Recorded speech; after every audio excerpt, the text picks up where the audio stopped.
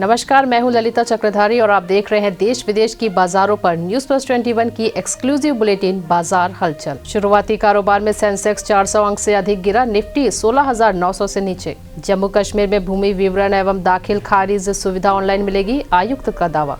Ester health care की भारत पर टिकी नजर, खाड़ी कारोबार को अलग करने की योजना। वित्त वर्ष 2020-21 के लिए 4.43 करोड़ से अधिक आयकर रिटर्न दाखिल। टाटा ग्रुप का शेयर फिर भरने लगा उड़ान, 2 दिन में 10% उछला। यूपी में 500 रुपए महीना मुफ्त पाने की लगी होड़, 4 करोड़ से अधिक बने ई श्रम कार्ड। सरकार ने नए वाहनों के लिए पेश किया भारत सीरीज रजिस्ट्रेशन मार्क, मिलेंगे कई फायदे। भारत में अरबपतियों की संख्या बढ़कर 126 हुई, रिलायंस इंडस्ट्रीज के मुकेश अंबानी शीर्ष पर। आज 25वें दिन भी नहीं बदले तेल के दाम, कई राज्यों में पेट्रोल 100 रुपए। इंडिगो, स्पाइस जेट, गो फर्स्ट और एयर एशिया पर दुगने से अधिक हुआ बकाया। ऐसे ही तमाम जानकारी से लगातार अपडेट रहने के लिए हमारे चैनल को लाइक और सब्सक्राइब करना ना भूलें। नोटिफिकेशन के लिए बेल आइकन को जरूर दबाएं।